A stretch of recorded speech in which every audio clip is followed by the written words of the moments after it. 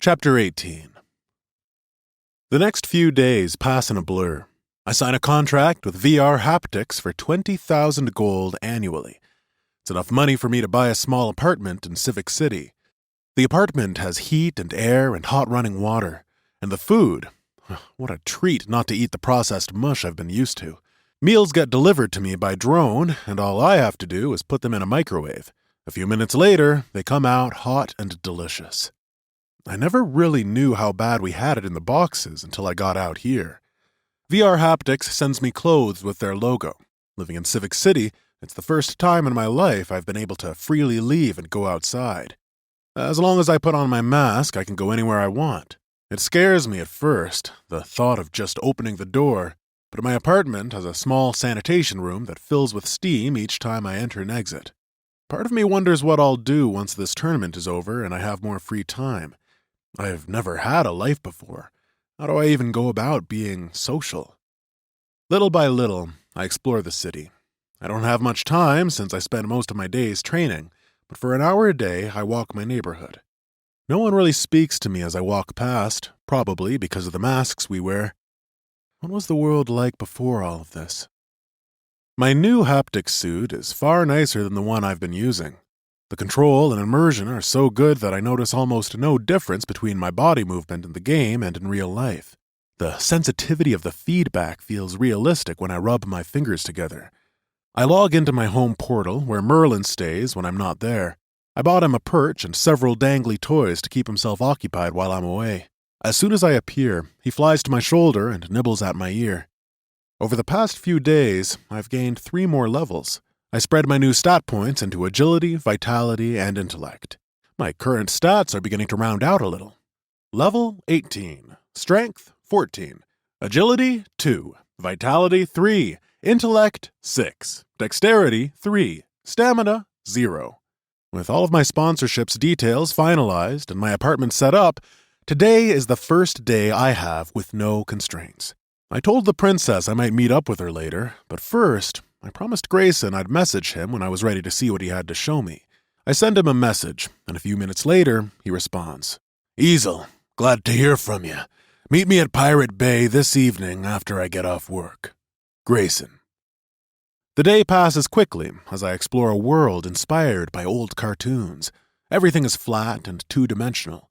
Even my body's flat, and when I turn my hands sideways, it looks like a piece of paper. The colors are bright, but with no shading or definition. Monsters crumble into balls of paper when defeated. I'm having such a fun time that I almost missed the alarm I set telling me Grayson's off work. The portal to Pirate Bay lets me out into a crowded pier. Merchants line the pier, selling oysters, pearls, chests found on the bottom of the ocean, and much more. Dozens of ships float nearby at sea, and others are tethered along one of the many docks. Each ship has a detailed flag hanging from the mast. Skulls, krakens, wolves, and a myriad of other colorful symbols blow in the wind. People carry boxes onto the ships, either preparing for a long voyage or quest. Many of the people around me look weathered and dirty. Some are covered in tattoos. There are more dreadlocks than I've seen in my entire life. Large, billowy shirts hang loose next to cutlasses, scimitars, and sabers. A man with dark black hair waddles down the dock, a gun tucked into one side of his belt and a cutlass in the other. A large red parrot sits on his shoulder. The parrot squawks at me as he passes. Hello. The parrot's head bobs up and down. Hello, I reply. Hello. The parrot echoes again. Dumb bird, says the pirate. Only knows one word. He moves in close, his golden eyes fixed on Merlin. That's a nice howl you have there. I bet he knows when to shut up. With that, the pirate walks past me and disappears into the crowd. I walk the pier, taking in its eclectic population. Merlin flies off my shoulder and perches upon the mast of a nearby ship.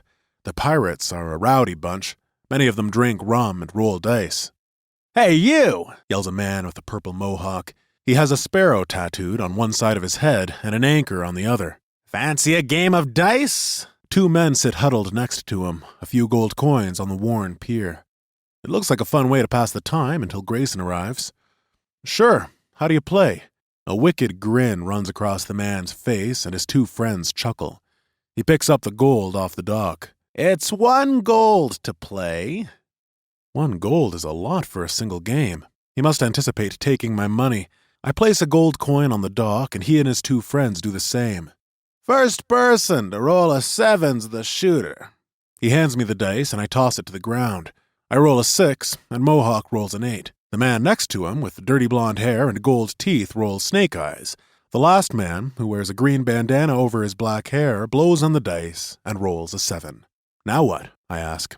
Leo here's the shooter. It means he rolls the dice this round. He's going to make a bet, and then we have to match it. How much are you betting, Leo? Leo rattles the dice in his palm. I'm feeling lucky. 3 gold. Now, either we match it or we lose the initial bet. So, you in for another gold? It doesn't really look like I have much choice. Either I pay another gold to play or I lose the gold I started with. I place another gold on the table. Mohawk and Blondie both put down a gold. Together, we've matched Leo's bet. If Leo rolls a 7 or 11, he wins the pot. If he rolls a 2, 3, or 12, the money's split up amongst us. If he rolls any other number, then that becomes his point. At that time, if he rolls the point, he wins. And if he rolls a 7, we win. Got it? It seems simple enough. It's just a game of probability. The first roll has the highest odds of winning or losing because there are 5 numbers to hit. And from then on out, only 2 numbers. Probability puts us all on the same playing field. Got it. Leo rolls the dice, and it lands on 6. He mumbles something under his breath. 6 is his point now. If he rolls it, he wins. 7 wins for us. Any other number means he rolls again. We can also take new bets on whether we think he'll win or lose. Mohawk pulls a gold coin from his pocket and lets it roll across his fingers. I think he'll win. I'll bet 1 gold. What about you? I bet 1 gold he loses, says a voice from behind me. And if you try to load the dice with magic, I'll make sure he loses more than that. I turn around and see Grayson as I've never seen him before, not wearing his miner's clothes. He looks like a completely different man. Grayson wears a white vest, unbuttoned, exposing a roaring bear head tattooed on his chest. Several necklaces and amulets hang from his neck. A belt with a revolver sits on his hip.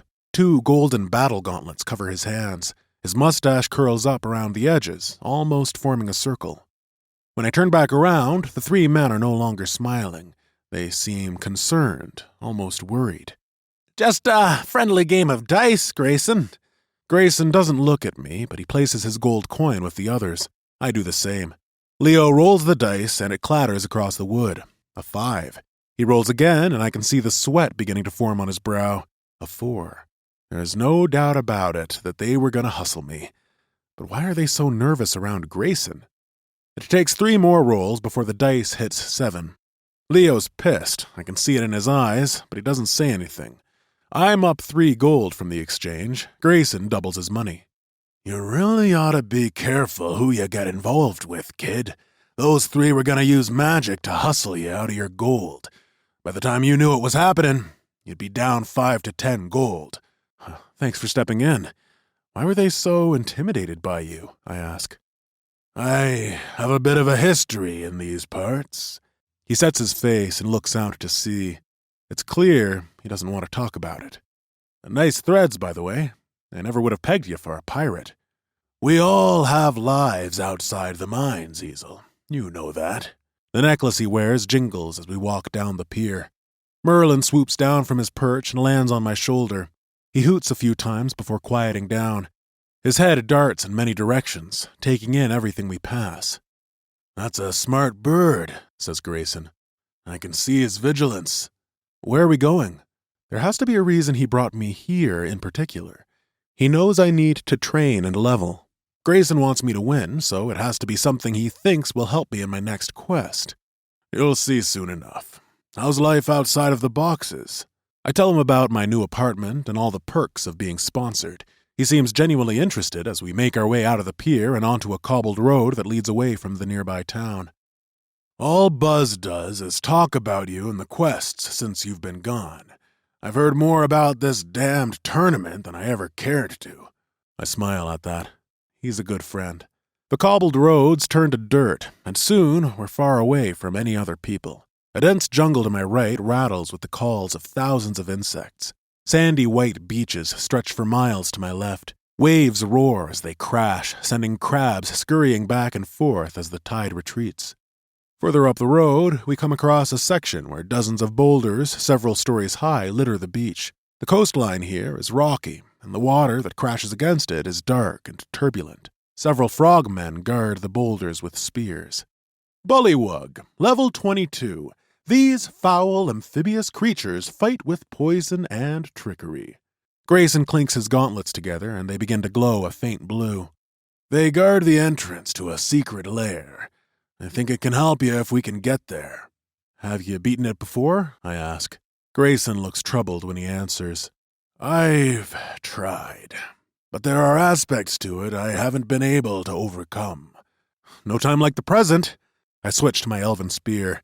It seems like the most logical weapon to fight the bullywugs with. The bullywugs are half my size, but portly and angry. They have the bodies of frogs, but walk on their hind legs, holding wooden spears tipped with jagged rocks. My heightened eyesight allows me to see the liquid that coats the rocks. Poison. The largest of the bullywugs takes a defensive stance as we approach, his spear pointed in our direction. One more step and we will attack. You do not belong here. His voice is deep and throaty. That's too bad, says Grayson. He powers up his gauntlet and launches himself at the leader. His fist connects with the creature's midsection, sending it flying through the air. When it hits the ground, its HP bar is at 0. Holy! Before I can finish my expletive, dozens of darts come flying from behind the boulders. Several more bullywugs have joined the fight, using blowguns to shoot darts from far away. Don't let them hit you! The darts are poisoned, says Grayson. He's in the midst of the fray, sending punch after powerful punch to any frogman unlucky enough to be within his reach. His fists move with speed and precision, and most of all, power. I dodge the first volley of darts and move in closer. A bullywug croaks at me loudly and raises his spear to strike. Before the attack reaches me, I use lunging strike and stun him. 2 hits later, he's dead. A dart catches me in the arm and my vision goes red around the edges. Specks of green also dot my vision, letting me know I've been poisoned. I toss the dart to the ground and search for my attacker. The offending bullywug doesn't wait. He jumps at me, spear pointing down and aiming for my throat. I parry the blow and the frogman falls to the ground. My health continues to drop from the poisoned dart as he rises to his feet. He reaches into his pouch and pulls out another dart and shoots it. Not again.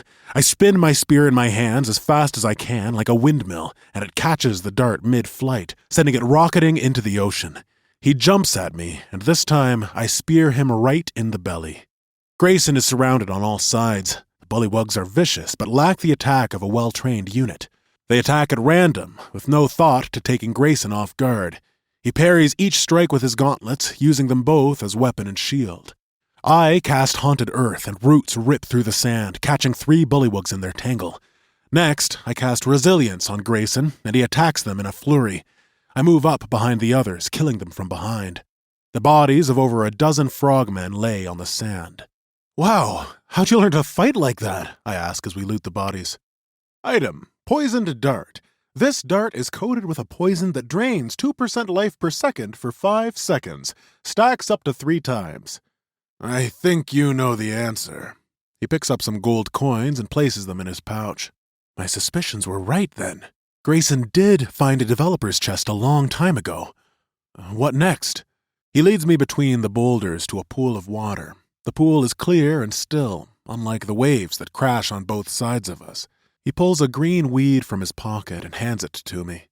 Eat this. Substance, magical seaweed, allows user to breathe underwater for 30 minutes. Grayson and I both eat our seaweed. He dives into the pool, and moments later, I join him. Merlin perches on the boulders, awaiting our return. I hold my breath at first, afraid of drowning. When I can no longer hold my breath, my instincts give in and I take a mouthful of water into my lungs. I expect my haptic suit to clench around my chest and my vision to go red, but instead, my body calms. I rub my fingers across my skin and notice I have gills. I can also see clearly in the water with no blur. It's amazing. Grayson swims ahead of me into the depths of the ocean and I receive a notification. Grayson has invited you to a private chat. Do you accept? Yes or no? I focus on yes, and I can hear Grayson's breathing in my ear. This is crazy, I say. It's a good time. Just be prepared for what comes next. What is it? An aboleth. I don't know what an aboleth is, but the name itself sounds sinister. I don't have to wait long to find out. Aboleth, level 35. Powerful tentacles and psionic attacks make this monster hard to handle. The aboleth has sent many men to an early grave. A giant tentacled monster waits for us. The monster has 3 large glowing orange eyes. Its mouth is round with a circle of sharp teeth. It's part fish, but the tentacles that hang by its side are strong and dangerous. Be careful, Grayson warns me. It'll try to get in your mind. Right as he says the words, I feel an intense pressure in my head. I don't know if it's the haptic suit simulating, or if the aboleth is actually finding its way into my head. Grayson screams, "Get out!" His voice is full of rage and sadness. In front of me, Grayson grabs at his head. He's curled up, unable to move. Whatever the aboleth is doing to him has him paralyzed. I need to stop it. I switch to grappler and fire a few beams at the creature. The rays cut through the water and hit the aboleth with small explosions. This is enough to distract it from Grayson. He uncurls and moves in quick, landing a hard, glowing fist into the monster's side. Its health drops by a chunk before it lets out a sonic scream that travels through the water and smashes into Grayson, slashing his health in half. It then smacks him in the side with a tentacle, dropping his health to 25%. Grayson goes limp in the water and drifts slowly to the bottom. The creature turns its glowing eyes on me. I feel pressure building inside my head, and then everything goes white. Suddenly, I'm running through the grass. A big black dog trots beside me. He licks at my hand. A man picks me up, hugs me, and then tosses me high into the air.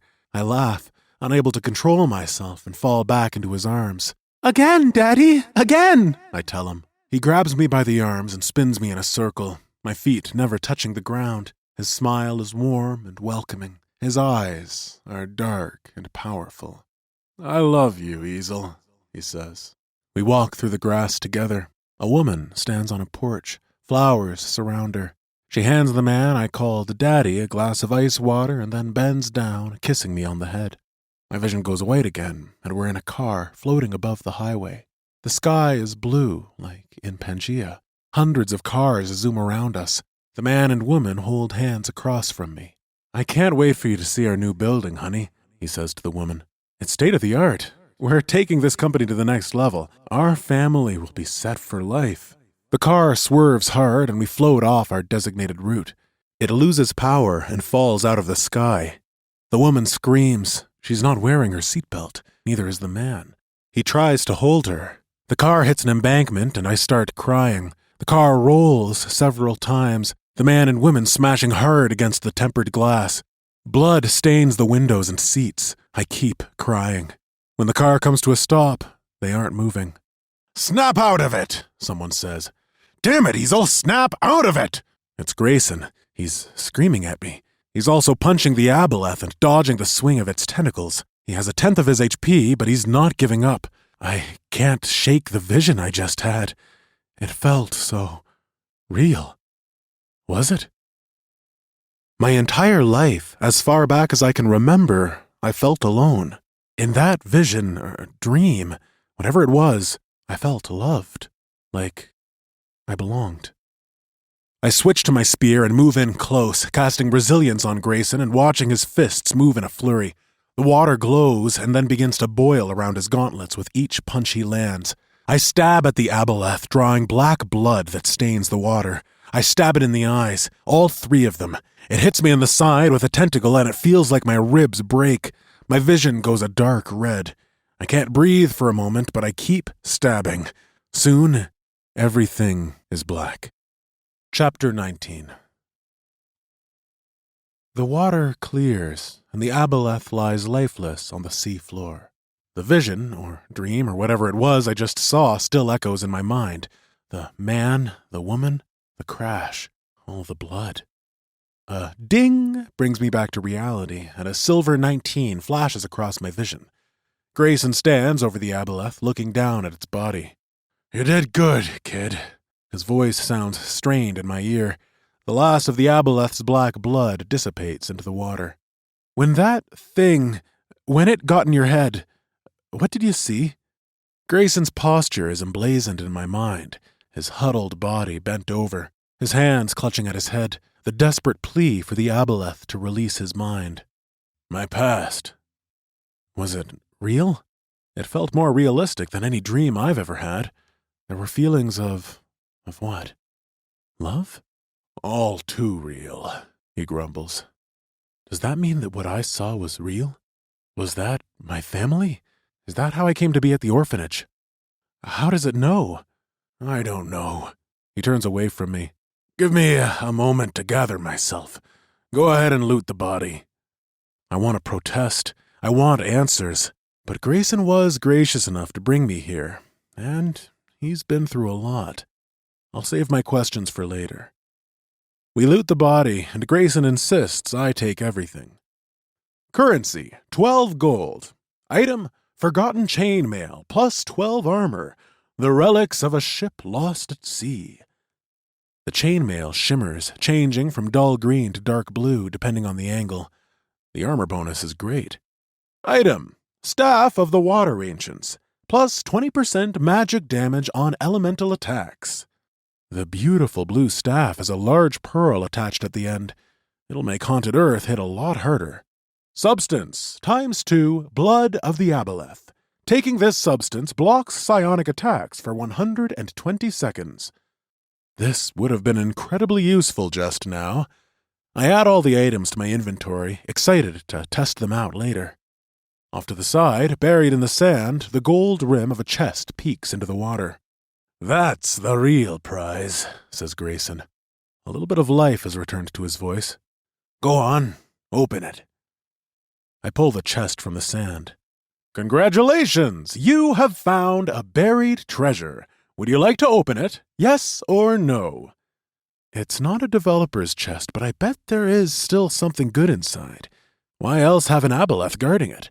I focus on yes, and the chest pops open. A bright light flashes, and a scroll floats above me in the water. Item, spellbook. Requirements, level 20. Activate, yes or no? I'm still 1 level away, but the aboleth gave enough XP that I'm already a third of the way to level 20. If I grind a little more, I should be able to open it today. Do you know what it is? I ask. No, but it's a new spell. I hope it can help you on your journey. I still need another level to open it. Thanks for all your help, Grayson. He gives me a nod and then motions for us to surface. I want to ask him more about the aboleth. How many times has he tried to fight it? What is it he saw? How is it able to get inside our minds like that? But Grayson has put up a wall again. Whatever he saw has brought a darkness back to him. Back on the beach, Merlin flies to my shoulder and pecks at my ear. I know you have things to do, but there's one more thing I want to show you, if you have time. We walk in silence along the dirt road. Occasionally, groups of bullywugs poke out from behind boulders or trees, but we don't engage them. The scenery as we walk is absolutely beautiful. Blue skies abound for miles and miles. Dolphins jump through the water. The bright yellow sun bathes everything in light. With my advanced hearing, I can hear the caw of seagulls far out in the ocean and the crash of waves down on the beach. A battle rages deep in the jungle to my left, and I hear the last cry of a monster before it's defeated. Closer, though, is the huff of Grayson's breath as we walk along. Eventually, the pristine beaches turn into a rocky coastline. The sands disappear and are replaced by sharp, jagged rocks that engage in constant battle with the crashing waves. Several rocks jut high into the air, earthen towers that cast shadows across the land from the setting sun. It's a place of beauty and pain. Fitting that this is where Grayson stops walking. He leads me from the road towards the coastline. I didn't notice before, but our elevation has changed. The rocky coastline is high above the sea. It's a deadly drop to the raging waters below. The wind picks up the closer we walk to the edge. My tunic ripples across my body like the flaps of a sail. Down here. Grayson points to a set of stairs carved into the rock. They lead down to the water. I follow him, and the wind continues to pummel me. The spray of salt water coats my body until I'm soaked once again. Merlin offers me an agitated hoot and tucks his head in his wings. Midway down the cliff, the steps lead into a tunnel. A torch burns on the wall. Grayson lifts it and marches into the darkness. Is this another quest? A dungeon? I hear a humming noise as we walk along, coming from the end of the tunnel. When he finally stops walking, we're in a cavern deep underground. There's a bubbling pool in the center. It must connect to the ocean through an underground tunnel. Several mermaids sit along its edge, singing softly in a language I can't understand. It's beautiful, though, the way their voices dance and echo along the cave walls. Grayson takes a seat along the edge, opposite of the mermaids, and dips his feet in the water. I take off my boots and sit beside him. The warm water bubbles around my feet. What is this place? I ask. I found out about it long ago. I think you're smart enough to know I found a developer's chest similar to yours once upon a time. It wasn't quite as nice as the one you found, but it was good. I had a great time those first few months. I wanted to be a great warrior in those days, so I traveled far and wide looking for monsters to fight. One day, I came upon this place. I told my wife about it and brought her here. She loved it. We'd sit for hours, listening to the songs of the mermaids. There aren't many monsters this far up, so no one journeys here often. It was our little secret. What happened to her? Grayson stares into the bubbling depths of the water. She died. Same thing as Buzz's mom. When she got sick, I wanted to get her treatment, but we didn't have the money.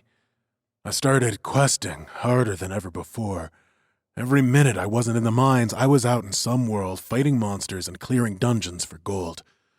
I spent more time leveling up than I did with my dying wife. She died one day while I was out on a quest, completely alone. I spent so much time trying to save her that I missed out on her life. Grayson kicks his feet in the water, making small splashes. His eyes are misty as he stares out at nothing. Now, I come here and sit by myself for hours, and sometimes I can hear my wife's voice bouncing off the walls when the mermaids sing. I reach out and grab Grayson on the top of his hand and squeeze. Just like everyone else in the mines, he's lost so much. I'm sorry. Is that what you saw at the Aboleth? Yes. Every time I see her happy face turn to death before my eyes, and know that I'm the cause. The sad thing is that I've kept going back all these years because, at least for a few moments, I'm able to see her face more clearly than in my own memories. I don't know the right words to say, but I speak from the heart. You can't keep holding on to that guilt. You did what you thought was best at the time, and you can't change that. I'm sure your wife wouldn't blame you for what happened. We got a shitty lot in life, but you know what? At least you still have those memories of you two together in this cave. You'll always have those. I don't know what it's like to lose the one you love. It must be hard, especially to miss out on their final days while trying to save them. Grayson is a good man with good intentions. He deserves better than to wallow in his own self-pity. Why did you bring me here? I ask.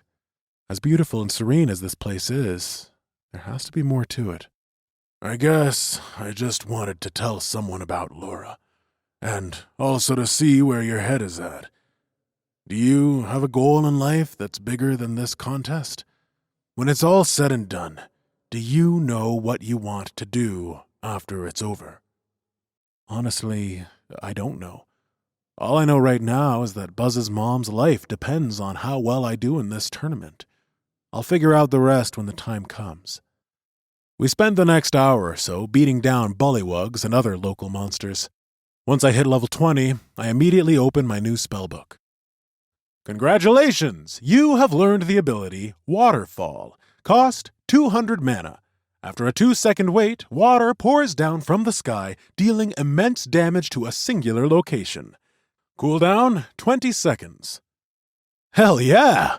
Finally, a pure damage-based ability. It'll take a little bit of strategy and guesswork for it to land, but when it does, the damage will be great. The bonus 20% from the Staff of the Water Ancients will give it a heck of a punch. I put the 2 stat points I found from leveling up into dexterity. The quicker I can cast my abilities, the better. Grayson gives me a hug before leaving. It's late, and he has work tomorrow. For me, though, this tournament is my life right now. I can still go for a few more hours before I need to rest. I go to my messages and reach out to the princess. Chapter 20. Water pours down from the sky, drenching the hill giant in the powerful stream of the waterfall. Its HP drains to 0, and the giant collapses to the ground. Nice job, Esil. Alicia congratulates me. My newest ability, Waterfall, does a boatload of damage. It's the only purely offensive magical ability I have right now, and I can't wait for more. The princess, along with Glorden, Orden, Clink, and Tinker, have spent the last few hours grinding levels across the hills to the south of the Mordican Mountains. They all love this world just as much as I do, so we spend most of our time here while we wait for the next tournament clue. My magic is a lot stronger now that I have Staff of the Water Ancients, but my mana pool isn't big enough for me to cast more than 5 or 6 abilities per battle. When I have time to rest, it's fine, but in the next stage of the tournament, it could cost me. I pick up the loot from the hill giant and add it to my inventory. Currency, 5 gold. Item, Stone Club, plus 7 damage. Grunt softly and carry a big club. Item, Benevolent Shield of Healing, plus 10% health. Unique ability, Double-Edged Shield. The next attack will be blocked and heal both attacker and defender for 5% health. Cooldown, 5 minutes. Not a bad haul. I'm still lacking in the defense department, and a good shield will really help out. I'll need to be careful with this one, though. If my opponent has more overall HP than me, I could put myself in quite the hole if I use it at the wrong time. The bonus health is a godsend, considering my lack of HP. It's been almost a week since the first quest of the tournament, which means we should be hearing about the second quest any day now. I'm both nervous and excited at the prospect. For the most part, I have put the thoughts about my vision with the aboleth in the back of my mind. I need my entire focus on the quest, not on what might have been. If there is any truth to what I saw, there'll be a time for that when the tournament is over. More giants clamber over the nearest hill. Tinker takes the lead. His gray beard blows in the wind. Even though he's old, he still has that aura of dwarvish power. He raises his staff into the air towards the giants. The blue stone on the tip glows for a moment before he brings the staff down hard to the ground. The earth rumbles for a second, and I can feel it shaking beneath my feet. Then a crack opens where the staff hit and shoots out towards the hill giants, ripping the earth apart. When the canyon reaches them, rocks shoot forth and sends the giants flying into the air, taking out a chunk of their health. Tinker gives a smirk to Orden, who steps forward for the next attack. Orden strokes his red beard for a moment. "Not bad," he mumbles. Orden grips his warhammer tightly. The gash in the earth has sealed itself from Tinker's attack, and the hill giants roar and beat their chests, ready for revenge. Orden's warhammer catches the light and shimmers in his hand. For a moment, Orden doesn't move as the giants approach. He looks frozen in time. Then his warhammer glows, faint at first, then brighter until it's almost too bright to look at. The giants are almost on him when he lifts his weapon over his head, ready to attack. The hill giant swings his club at the same time as Orden, and they meet in a violent clash of light and thunder. It's hard to see anything other than the light of their impact. 1,000 splinters rain down around us.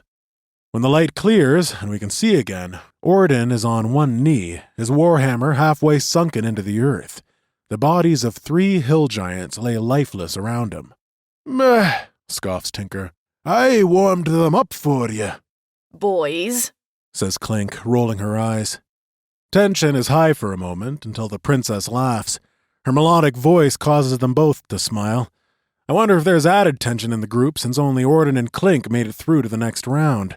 I remember the first time I met the princess, there were nearly a dozen dwarves. Since the first quest, though, I've only seen these 4. Where have the others gone? I want to ask, but I don't want to intrude. "Where to next, Esil?" She asks me. We've been using Merlin's flyby ability to find the best places for leveling. The 5 of them surround me, each facing a different direction to protect me from attack while I merge my perception with Merlin. From high in the sky, I can see our bodies on the ground like small ants. Far to the west is the town square. The Mordican Mountains themselves lie to the north. Several fishermen sit along the banks of a nearby stream, fishing for their dinner and perhaps to sell at the market. A lone harpy waits under a tree for her next victim. A group of giants pull trees from the earth a mile from where we stand and take turns throwing them, testing their strength. They're all around level 40, easy enough for us to tackle as a group. I return to my body and tell them where our next battle's waiting. Elysia walks beside me along the way. She wears cream-colored pants and a flowy blue top. How many outfits does she have? I don't think I've ever seen her wear the same thing twice. Considering how much my pants and tunic cost, her closet must be worth a small fortune. How's your friend's mom doing? She asks. I've confided in her my real reason for entering the tournament. I'm not looking for pity or a handout, but the more time we've spent together, the easier it's become for me to talk about her. About the same, I suppose. She has medicine for the pain, but there's not much else she can do at the moment. I haven't talked to Buzz much since moving out on my own. I get the occasional message telling me his thoughts on the tournament or any big happenings with the other contestants, but not much more than that. I know he spends a lot of time exploring worlds when he's not working or researching.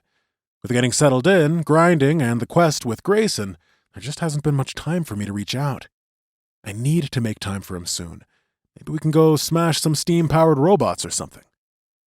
The red dot in the side of my vision reminds me I'm being watched. Part of my sponsorship stipulates that I have to stream for at least an hour a day to be in good standing. I try not to talk much about Buzz's mom or my reasons for entering the tournament while streaming. Occasionally, things slip out. I don't think anyone knows that I'm a minor, or was a minor, rather. It's still hard for me to truly believe that this is my life now. I often get messages asking me how I attack so hard, but I don't respond.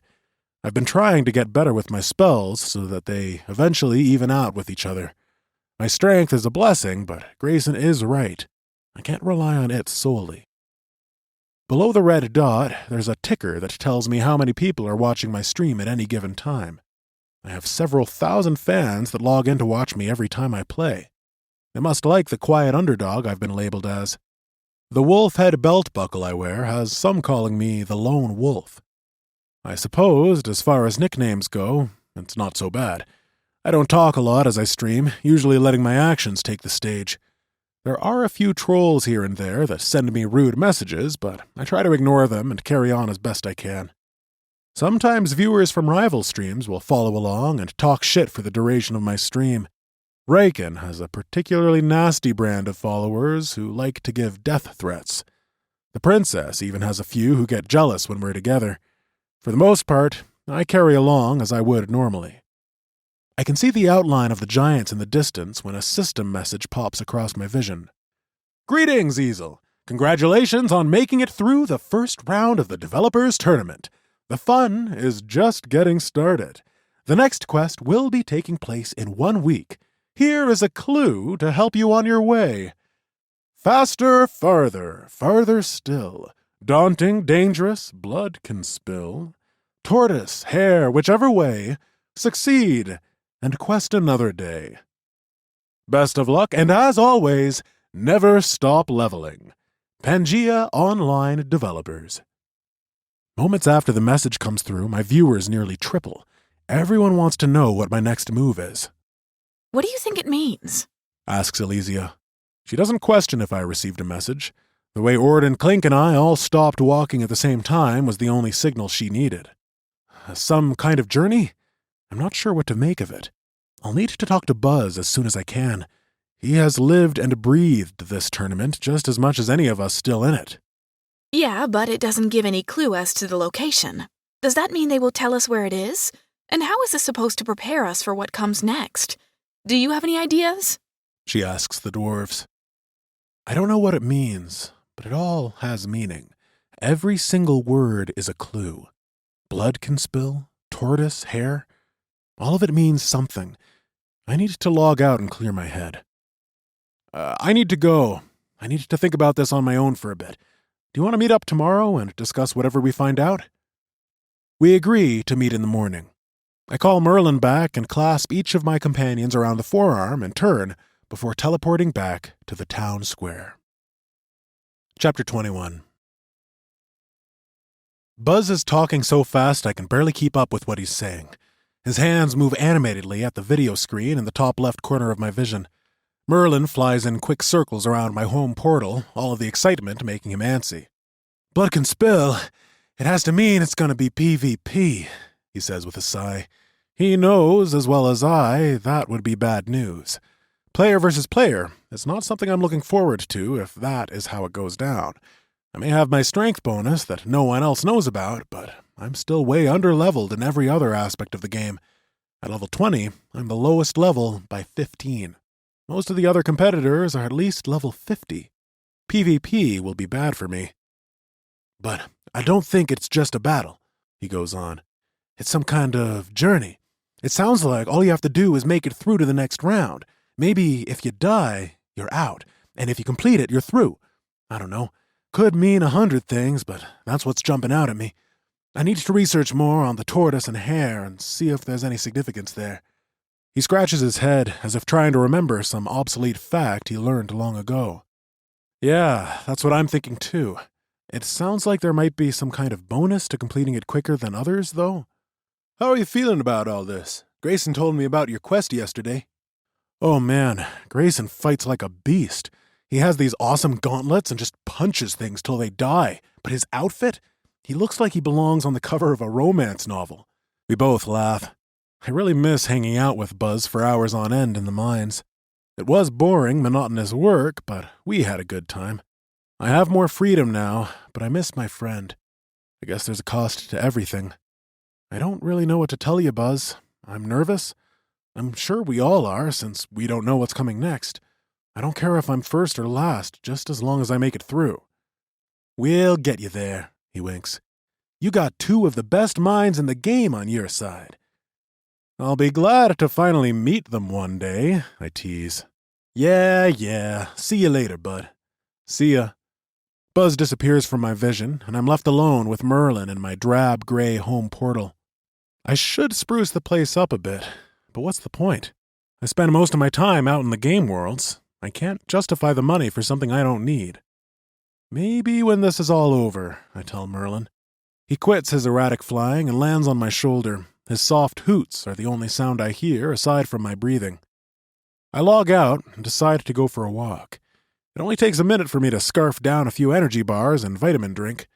I put on the clothes my sponsor sent me, a pair of sweatpants, sneakers, and a hoodie with the VR Haptics logo on the chest. There's no need to wear the contamination suit that I wore when I left the boxes to take Buzz's mom to the doctor. Out here, a filter mask is all I need. I strap it on and step out into the entry room for my apartment. The door slides closed and steam hisses out, filling the room. A few seconds later, the door opens and I step outside.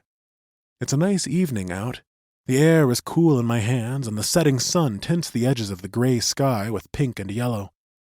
I live in a busier part of Civic City where people are always walking about. The strange thing is that no one ever talks. There's the shuffle of feet and the occasional blare of a car horn, but people don't speak until they're inside the buildings and able to remove their masks. The silence is very eerie at times. My favorite place to walk to is a park a few blocks from my apartment. Several benches surround a small pond. A few bright orange fish swim underneath the water. It's peaceful to watch them swim back and forth as the water gurgles from the makeshift waterfall that spills a constant stream into the pond. A turtle with two heads sits on a log floating in the middle. The animals have paid the same price as everyone else. I close my eyes and let the words of the quest run through my head over and over until they no longer sound real. Faster, farther still, daunting, dangerous, blood can spill. Tortoise, hare, whichever way, succeed, and quest another day. What does it mean by tortoise, hare, whichever way? I don't know why, but I feel like that is the key. They're both animals, but very different. Whatever connection they have, I'm not seeing it. One is a mammal, the other's a reptile. One is fast, the other slow. Wait! A memory reaches out from the back of my mind. It's fuzzy at first, but slowly comes into focus. I'm lying in bed, but I'm not at the orphanage. Bright blue walls with clouds painted on them surround me. Soft, warm blankets cover me, and a lamp glows from a table beside the bed. I cling tightly to a stuffed wolf. A woman comes in, the same woman from the vision with the aboleth. She carries a book with a turtle and rabbit on the cover. It's ragged around the edges. My mother used to read this book to me all the time when I was your age, she says. It's been in our family for 100 years. Her smile is warm and welcoming as she sits down on the bed next to me and opens the book. More pieces slowly fall into place. I remember the story of the tortoise and the hare, of how they had a race and the hare was so far ahead that he took a nap midway through it. The tortoise kept going, slow and steady, and eventually passed the hare and won the race. I suddenly know what the next quest will be. It's going to be a race, and as long as I finish, I'll be through to the next round. If I'm going to have a chance, I'll need to find a mount. I sit up from the bench so fast that a lady nearby screams. Right now, I don't care if the memory is real or not. I need to get home. My lungs burn and my breath fogs up the inside of my filtration mask as I run home as fast as I can. I need to tell Buzz and the others what I know. It feels like a lifetime as I wait for the door to close and the steam to fill the room, flushing out the air from outside. When the door finally opens, I'm already naked and slip into my haptic suit faster than I ever have. I touch my fingers together, my vision goes black, and then I'm in my portal. I send Buzz a message while I simultaneously try to video chat with him. He doesn't answer, which I expected. He probably had to power up his box or check on his mom. Elysia answers after a few seconds, and her beautiful face smiles at me from the corner of my vision. It's a race, I blurt out. We know, she says calmly. What do you mean you know? I ask. How could they have possibly figured it out so quick? If you would have stayed around for another 5 seconds, Tinker was able to puzzle it out. His mom used to read him a book called Aesop's Fables every night before bed when he was a child. We think it's going to be some kind of PvP race. Looks like we are all finally going to have to get mounts. Well, I guess you don't have to, but it'd be a heck of a long race if you're on foot and everyone else is riding something. Damn. I thought I'd made a breakthrough, but it turns out anyone with a halfway decent family probably heard that story 100 times. All 100 of us still in the tournament should have the riddle solved by now. What's the point of making it so easy? Do they think that by letting people know it'll make the race itself more competitive? Cheer up, Buttercup. She smiles at me. You can come with us while we get our mounts. I'm going for a unicorn. That's kinda lame, don't you think? She doesn't strike me as the girl who rides a unicorn with a rainbow tail. Typical. Everyone thinks that unicorns are so stupid because a bunch of little girls associate them with clouds and rainbows. Unicorns are badass. It's a horse with a horn coming out of its head. They are powerful, smart, and incredibly lucky. Just you wait. You'll be impressed. I can't help but smile at her enthusiasm. What about you? What kind of mount do you want? She asks. I haven't had much time to think about it. I don't even know where to find one. Where are you going to get yours? I'll probably buy mine. Her head drops a little. Is she ashamed to tell me? How much can a mount cost? But if you can't afford one, then there are always quests you can do to find what you want. I meet up with the Princess, Orden, and Clink. Gloridon and Tinker have no immediate need for a mount, so they decide not to come. Her merry band of dwarves grows smaller by the day. We stand at an auction block in the Mordican Mountains town square.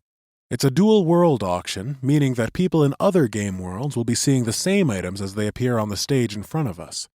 A small gnome stands on a wooden block, attempting to gather everyone's attention. Listen up! Listen up! He yells to no avail. The marketplace is crowded. Apparently, word spread fast that mounts were in demand and all the local sellers showed up with their best wares.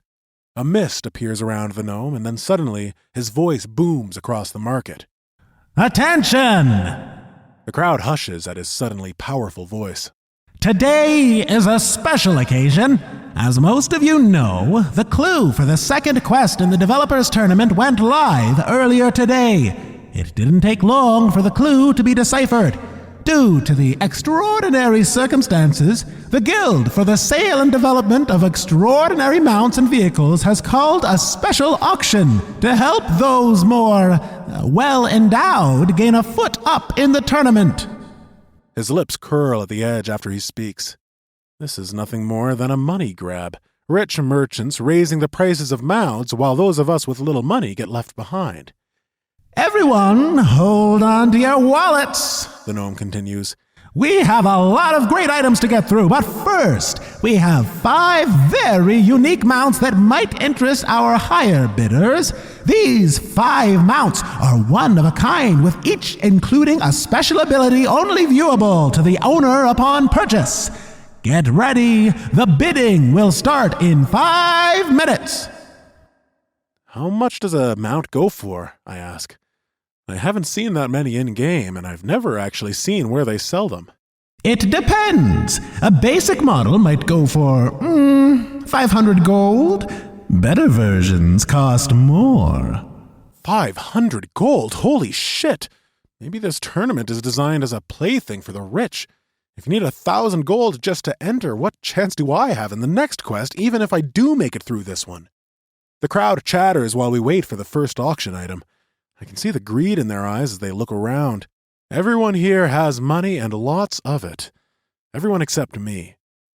A hush falls over the crowd when an armored bear appears on the stage. The bear thrusts its head back and roars at the crowd. It's been outfitted with a saddle and glittering armor plating. The bear is a great mount. Not only can one ride it, but it can also fight. Let's start the bidding at 2,000 gold. A wooden sign appears in the air above the bear. 2,000 gold is painted on it in blue.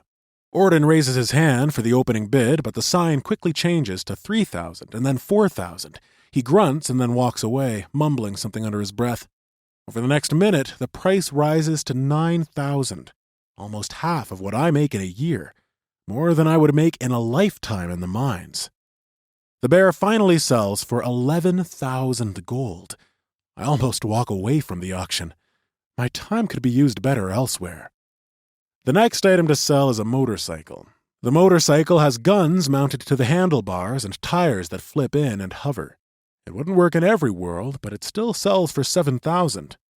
I wish I had gold for the next mount that comes up. A white wolf with bright blue eyes paces across the stage. Its sleek white fur is both beautiful and intimidating. The sun reflects off the brightness of its clean fur, making it hard to watch for too long. I can imagine it coming out of the snow, teeth bared, ready to rip an opponent apart. I have no idea what its special ability could be, but it sells for 8,000. Ooh, get ready! Squeals Alicia. This is the one I want. Best of luck, princess, Says Clink. I'm taken aback by how fierce the unicorn looks. Its hair is a dark gray, and the horn that points out of its head is golden. It gleams in the sunlight. The creature looks anything but silly. It paws the stage and flares its nostrils. I could see a great warrior riding it into battle. The unicorn is a very fitting mount for the princess, elegant and powerful. The bidding starts at 2,000, and Elysia raises her hand. She's outbid, but doesn't take her hand down. In a matter of seconds, the bid is at 10,000 gold. Someone else wants the mount just as much as her. Whoever it is, they're bidding from a different world because she is the only one with her hand raised here. For a moment, it looks like she's won the unicorn, but just as the bid is about to lock in, someone bids 15,000 gold. Elysia's hand doesn't falter for a second. How much money does her family have? 16,000, 17,000, 20,000, 22,000. All eyes are on Elysia now. No one even cares about the unicorn. They want to know how high will she go. 25,000! She calls. More than I make in a year. Sold! Yells the gnome, and the princess jumps in the air. All the seriousness has left her face. The crowd claps and cheers at her winning bid. Wow, I say. I can't imagine what it would be like to just know that you could have whatever you want. There was a confidence about her that she knew no matter how high the price went, it would be hers. What? She asks, her eyes sheepish. That was intense. You think that unicorn was worth that much? Maybe, maybe not. I guess we'll see next round. Oh, wow, look at that. She points to the mount that has just taken the stage. Another horse, except this one is black with a fiery mane, tail, and hooves. Fire explodes from its nostrils as it neighs at the crowd. The beast has a temper, that's for sure. This nightmare is the last of our unique mounts. Let's start the bidding at 2,000. You have got to be kidding me. Roars Clink, her fists clenched. A bloody nightmare. What chance do any of us have against that thing? What do you mean? I've never heard of a nightmare. They're one of the fastest mounts in the game, and extremely rare. Only a character with an evil alignment can ride one. While I listen to Clink rant, the price soars to 15,000. No one in the crowd has bid on it, which means that someone in another world wants it really bad. It sells at 17,000. The rest of the bids go on for a while. Orden finally returns and buys himself a sturdy pony for a few hundred gold. It's not fast, but it's tough. Clink ends up buying some weird lizard creature that looks like a dragon without wings. It thrashes about violently as she attempts to ride it, continuously throwing her to the ground. Oh, I think I've made a mistake. She groans, and we all laugh. I don't buy anything. I hang out with the princess and dwarves outside the city gates while they test out their mounts. The unicorn the princess rides is extremely fast. It bonds to her quickly. Clink, on the other hand, is tossed to the ground several times. My message icon blinks, and I see a message from Buzz. Esil. Sorry I missed your call. Had to take care of Mom. It looks like a lot has happened while I was gone. Those 5 exclusive mounts are bad news, but I think I might know of a place where we can find you one of your own. It'll be a long night, but if you can meet me in Asgard in an hour, I have an idea. Buzz. Chapter 22. You are now entering Asgard, one of the 9 worlds of Norse mythology. This is a non-technological world. All electronics have been disabled upon entering Asgard. How in the hell do you have a pass to Asgard? I ask Buzz. It's not included with the basic Worldpass that I bought him. Something strange is going on. His appearance has changed since we last quested together. He no longer wears the pinstriped steampunk clothes from SteamWorld. Instead, he wears a black tunic, red pants, and a dented battle helm. He carries a large shield that could block his entire body. A black wolf is engraved in the heavy metal. A black leather cape hangs from his shoulders. I had a quest, he says. Never thought I'd be able to beat it on my own, so I might as well try it with you. I decided to become a tank, too. Well, a tank mage. All those points I put into intellect are paying off. Not to mention, I still hit like a truck. I traded in all the items and clothes you bought me for some simpler but more durable items. You'd be surprised the type of shield I got for what you paid for Fire Breather. I hope you aren't mad. His normal smile is gone, replaced with a look of concern. When I focus on Buzz, I can see he's now level 12. He's been busy. Those were gifts. You can do whatever you want with them as long as you're happy. Now, do you want to enlighten me on why we're here? Merlin hops from my shoulder and lands on Buzz's shield. Buzz's smile returns and his face lights up with excitement. Okay, so you know the basic Worldpass you got me allows me to travel to Midgard, the Old Norse version of Earth? Well, one day I was out trying to level up, and I came upon this wolf pack. I could have killed them easily, but there was something about them, I can't quite explain it, that made me not. Probably because there was a runt with the pack. So I watched them. I sat and watched them for hours until they got up and left. Then I followed them into a cave.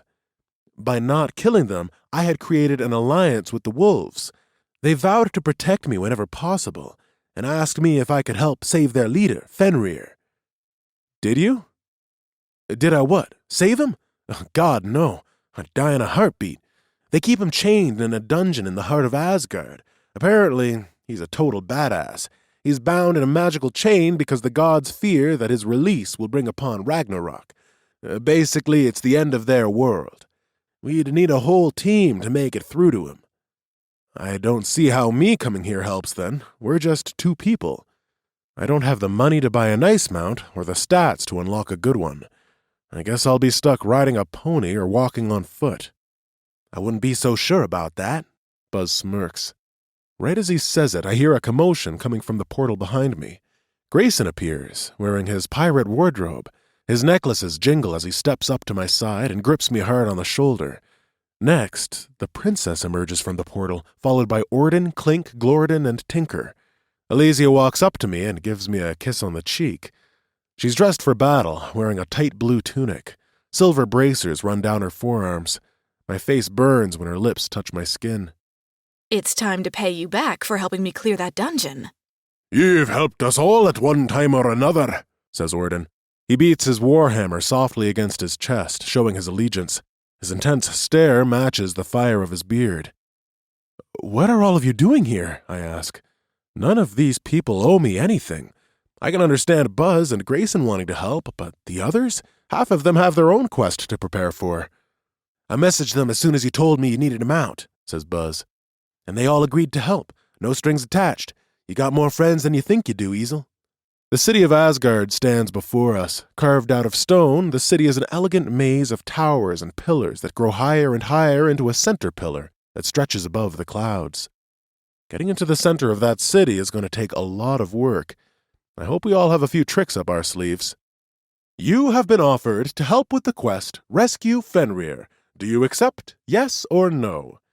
I accept, and a blue dot appears on my map. At least we know where he is. The only problem is getting there. The gates to the city are about a mile away. Several other players walk around us, coming and going. Aside from Grayson, the rest of us look like we belong here, but even he isn't that out of place. We walk at a brisk pace. What do you do with your mounts when you're not riding them? I ask no one in particular. The princess answers, I'm not sure how it works, but whenever you don't need them, they just disappear into your inventory. They don't weigh you down either, which is convenient. Not that I'll ever master riding the bloody thing, murmurs Clink. Whatever I was thinking buying a basilisk is beyond me. She kicks her feet against the ground, sending a cloud of dust into the air. A basilisk? Don't they turn you into stone if you look them in the eye? I ask. Seems like a dangerous beast to have, especially when you can't control it. Mine is blind. That's why I got such a good deal on it. Figured I could guide it myself. Turns out to be more work than it's worth. Buzz leads the way up ahead. Merlin still rides on his shield. I like Buzz's new identity. I think it suits the man he's become. He's still the goofy guy I remember, but he takes things more seriously. This'll be fun. Elysia walks close behind me. The memory of her kiss causes my face to grow hot. Yeah, thanks for helping. I try to sound nonchalant as I say it, but I fail miserably. As much as I like her, I know we could never be a couple.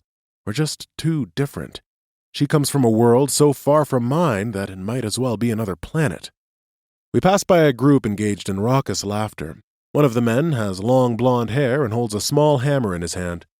He's making small bolts of lightning jump out at a large green hulk of a man in front of him.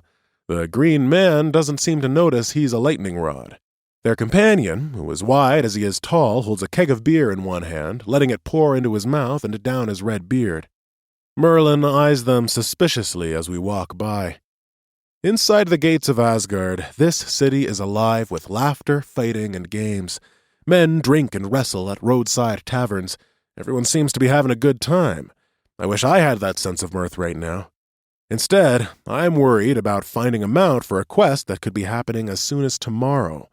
It's the uncertainty of it all that makes me anxious.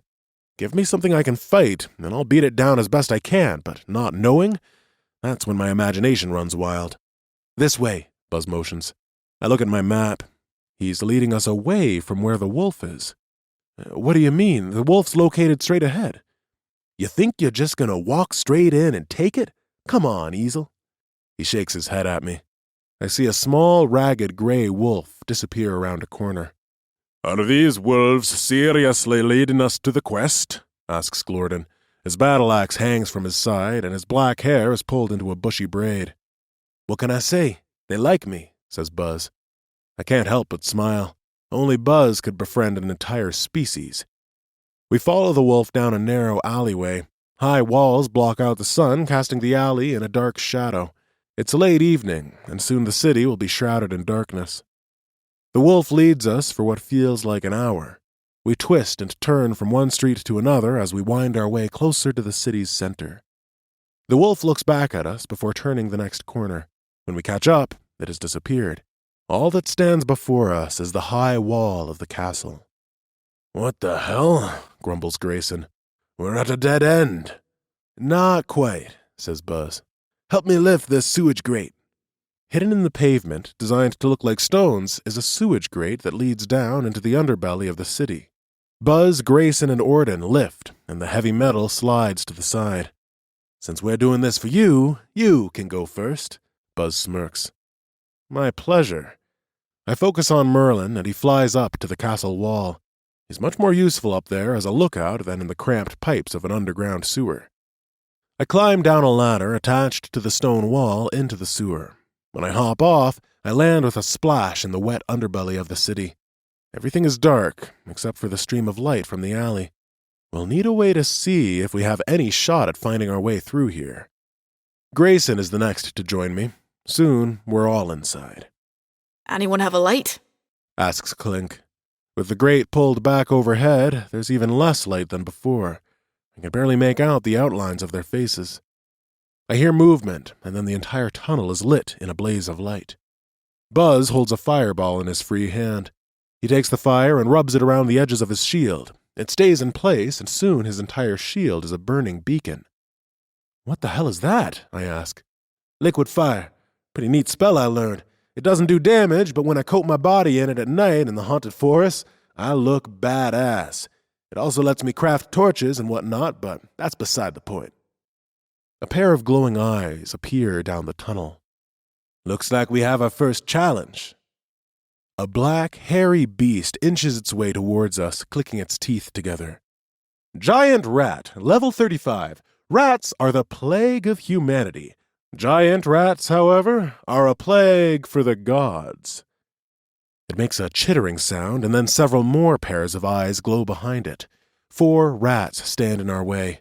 4 big, ugly, deadly rats. Elysia is the first to attack. She's our only ranged physical combatant, so it's up to her to lure them in our direction. Tinker and I can both cast ranged spells, but I'd rather not waste our mana so early in this quest, not knowing what lies ahead. Let's try to handle them without using our mana, if we can, I tell the group. Grayson clinks his gauntlets together and steps toward the first rat. Orden, Glorden, and Clink are right behind him. Grayson connects with a vicious right hook and the first rat stumbles. Its health drops by half. The shocked looks on everyone else's faces tell me they didn't expect him to hit so hard. None of them know that Grayson is a miner. They've never seen Buzz fight either. By the end of this quest, I'm certain the secret will be out. I just hope I can trust them to keep it to themselves. Clink's double warhammers glow when she collides with the same rat, taking it down a quarter. The rats refuse to sit idly by while we destroy them. They all let out a screech that carries across the tunnel. The force from the attack knocks me off my feet. Everyone takes damage, but I take the most, losing 20% of my health. Buzz, with his new tank setup, only loses 1/10. For the next few moments, the tunnel is pure chaos as the rats scratch and bite in response to our attacks. I hold my shield in one hand and slash my axe with the other. Health disappears in chunks. Buzz stands to my side. We develop a rhythm of attack and defense where we both attack and then lodge our shields together to block their counter.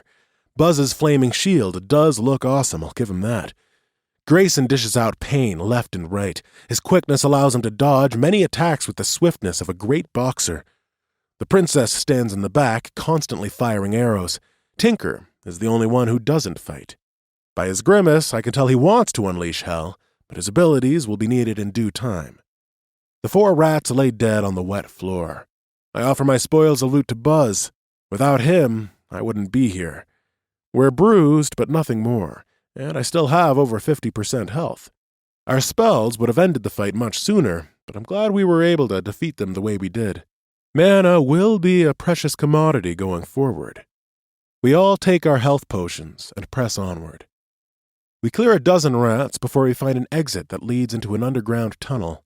The stone walls of the tunnel are covered with frost. Buzz uses his liquid fire on a couple of dead torches that line the wall and passes them to Grayson and Orden. The further we walk, the colder it gets. The tunnel ends at a set of wooden doors. A heavy iron chain holds the doors shut. I press my ear to the door. and hear an icy groan from the other side that sends chills down my body. Chapter 23. Grayson picks the lock, and we push the frozen doors open. A thick layer of ice covers the corridor walls, and deadly icicles hang from the ceiling. It shouldn't be this cold only a few feet underground. A loud, guttural scream echoes from down the hall, too far away to be seen.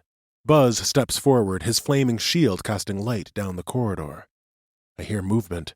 Tiny cracks form in the ice and splinter down the corridor walls.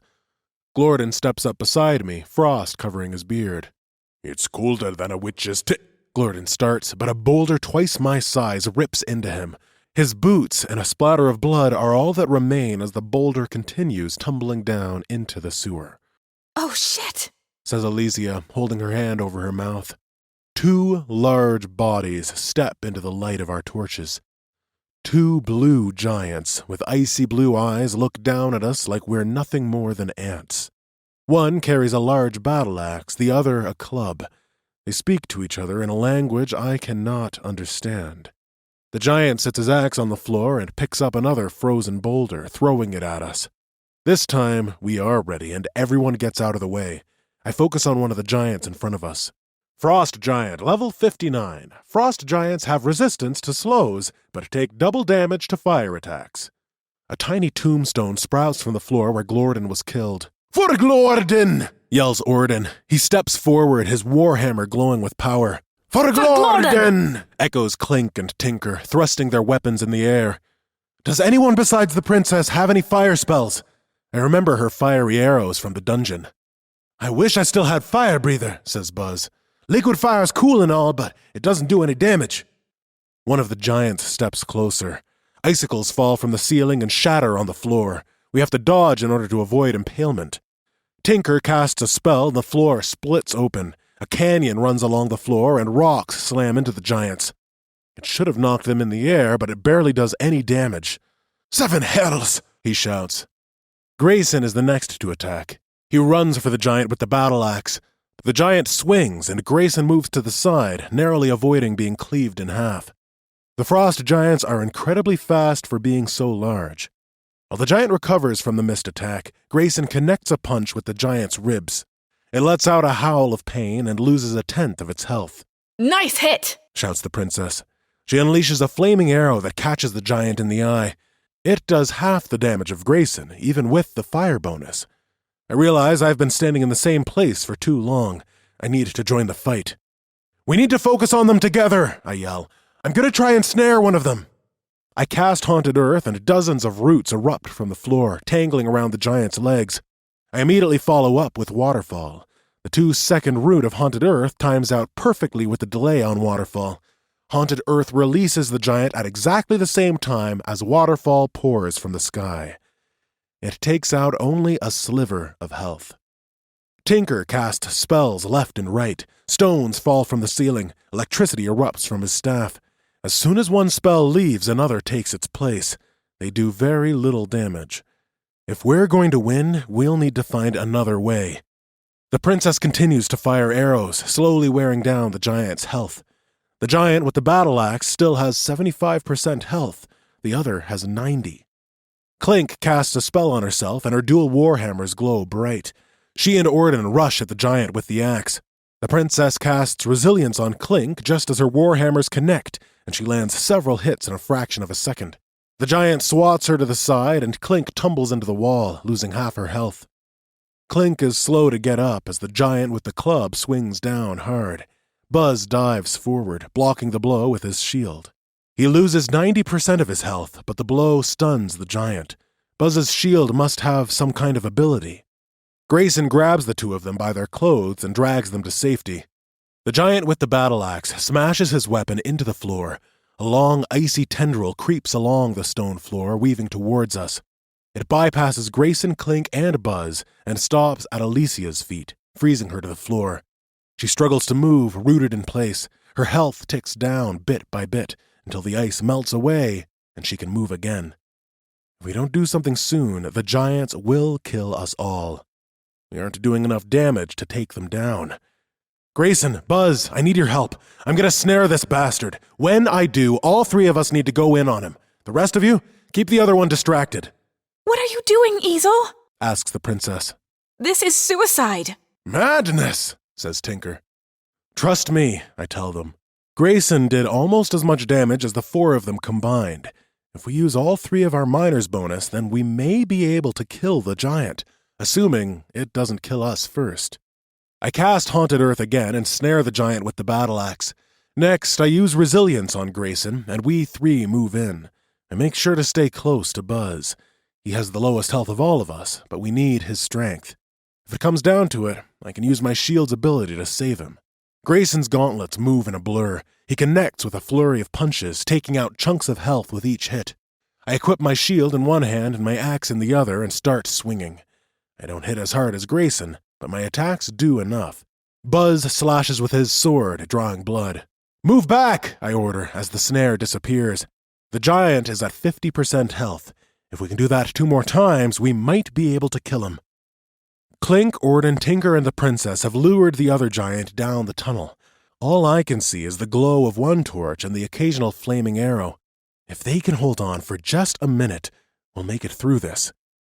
We retreat, dodging the giant's powerful swings while Haunted Earth comes off cooldown.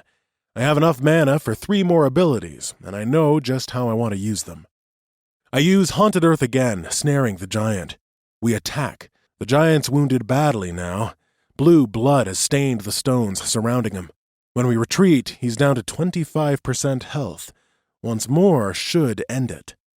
The giant stumbles around, swinging madly but missing. His legs are a mess of battered meat. The downside of being so tall is that all our attacks are below the waist. I take a brief peek down the corridor and only see a faint glow. I hope they're okay. When Haunted Earth comes off cooldown, I use it again. The giant moves so slow he has no hope of dodging it. I use the last of my mana, casting Resilience on Grayson. We punch and stab and slash until the monster falls to the floor. My stamina is as low as it can be without disappearing. I'm once again thankful for my dwarven boots. They might not keep me at full stamina in a fight like this, but they do enough to keep me alive. My XP bar shoots up and a metallic green 21 twirls across my vision. We can loot the body later. We need to help the others. Grayson and Buzz hurry down the hall with me. The light glows brighter with each step we take. We pass a tombstone along the way. Another person died to help me with the quest. It gives me the energy to keep going. I can't let them down. A fiery arrow shoots through the air, and I see the giant, his head pierced with arrows. He still has half his health. The princess, Orden, and Tinker all have less than half their health. The giant smashes his club, narrowly missing Orden. Did you kill it? He asks, huffing for breath. We did. I'm out of mana, though. Can any of you stun him? In response, the princess fires a lightning arrow. Tiny bolts fork out as it soars through the air. It hits the giant with a crack of thunder, and he freezes in place. We all rush in and attack with a fury only capable by those on the edge of death. Right now, we have 2 options. Kill the giant or die trying. I choose to survive. If we don't, Glorden and Clink gave their lives and whatever items they lost for nothing. If we make it through, maybe they get them back. As the giant's health dips lower, I realize that this one is a woman. They're so ugly that it's hard to tell, but the lack of a beard and large chest indicate that she is female. Were they together? Who put them here? I know frost giants don't belong in Asgard. They belong on a different Norse world. Someone put them here to stop us from getting in. The giant has 10% health. 1 more round of attacks and we're through to whatever awaits us next. I can't imagine what could upstage a frost giant. She lashes out violently, knowing her end is near. Maybe she hopes to bring down one of us with her, but we stay back, dodging her belabored attacks. I'm out of mana, says Elysia. Spread out then. We'll need to divert her attention. We circle the giant until she can't turn her head fast enough to see us all. The princess shoots an arrow in her back. It's not enough to hurt, but it causes the giant to turn. Grayson runs in and punches the giant while she's turned. Buzz and Orden follow suit. Each time she turns to her new attacker, we attack from her blind side. She lets out a scream, full of rage and sadness that sinks into my bones. before she falls to the ground. If this weren't a game, we'd be monsters. Chapter 24. How did Clink die? I ask. It might not be a real death, but the fact that she sacrificed herself and possibly lost some of her best items means a great deal. It was awful, growls Orden. Blood seeps from a gash over his right eye. He leans over his warhammer. The giant. She ripped her in half. Worst death I've ever seen in the game, says Alicia. Her scuffed armor is caked with a splattering of blood. She must have been right beside her when it happened. I owe her big time. And Glorden. I owe you all. What I don't understand, says Alicia, is how you three took down a giant that was still 75% health before we even got ours down to 50. Silence fills the corridor. Orden and Tinker want to know as well, their attention fully on me. And how does Grayson hit harder than I do with my fire buff? Way harder. Something doesn't add up. I remember the first time we met and how you attacked that troll. Are you all running some kind of hack? Her brow is raised. It hurts that she thinks I might be cheating, but under the circumstances, it makes a lot more sense to an outsider than the fact that a group of us in the mines are just randomly strong. Alicia, you know Pangea can't be hacked. Your dad's a developer, for heaven's sake. Pangea Online proudly boasts that it has the best defenses against hacking and cyber attack. What is it then? How do you do it? I wish I could tell her, but it's more than just my life that would be affected if our secret got out. I look to Grayson and he shakes his head. We don't know, says Grayson. The way he says it allows no more questioning. The princess sighs. What now then? We heal and let our mana recover. Then we press on. We all take what health and mana potions we can. The princess doesn't have enough mana to use her healing ability. I'm not even sure how effective it would be on so many of us. Over the next 30 minutes, our health returns to normal. No one really talks as we prepare for what's next. There's a tension in the air that everyone can sense. They know that Buzz, Grayson, and I are hiding something. They just don't know what. I need to say something to them before we leave this hall. We can't go into our next battle like this. If we do, it's a recipe for defeat. Guys, I wish I could tell you what the deal is, but I can't. I don't have that right. It affects more people than just us. I look each one of them in the eye in turn. I need them to understand. It's nothing illegal. We're not cheating, and we don't know how it works, I promise. I wish there was more I could say, but I can't. All of you were there when I first found out what I could do. I died over and over. I'm not some mastermind trying to cheat the game. I'm just a guy trying to help his friend's mom. They say nothing for a moment. The princess chuckles, and the others join in. We know you're not some mastermind. And I believe you, Esil. Only a true idiot would do some of the things you have done. We know you're not some mastermind. And I believe you, Esil. Only a true idiot would do some of the things you have done.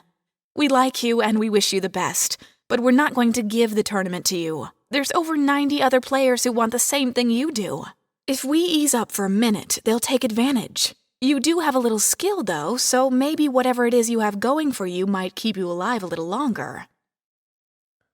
Thanks, I say. Are we ready to find out what's next? Not without me, you won't. Glorden's voice echoes down the hall, and then I see him running, his black hair shimmering in the torchlight. You came back, I say, clasping his forearm when he returns. I was hoping I could get back in time to dish out a little pain. He smiles. Plus, I lost my battle axe when I died. It looks like you handled them just fine without me. We're back up to 7. With a little luck, Clink might return too. Considering how she died, though, I won't count on it. I think being ripped in half might cause me to log out for a few hours at the very least. Looking through my inventory, I still have a few mana and health potions. I don't have anything else that can really give me a buff. The others loot the frost giant bodies. My prize still awaits, and I can't offer much other than the loot and experience of this quest. I put my stat point from reaching level 21 into vitality. I have a feeling I'm going to need all the extra health I can get soon enough. I stare at my stats for a moment, taking in how far I've come. Level 21, Strength 14, Agility 2, Vitality 4, Intellect 6, Dexterity 5, Stamina 0. The 0 stamina is an eyesore, but with my dwarven boots, I just don't see the purpose in adding to it.